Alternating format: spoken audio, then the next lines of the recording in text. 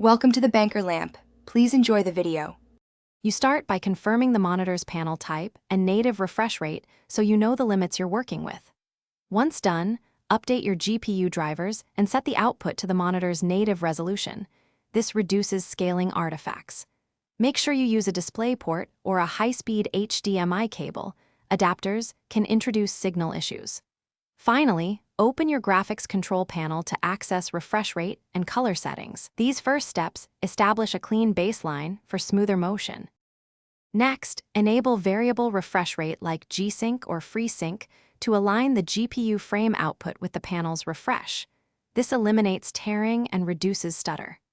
Once enabled, set the refresh to the highest stable value, 120 Hz or above if available, and choose a low-latency mode in the monitor OSD to reduce input delay.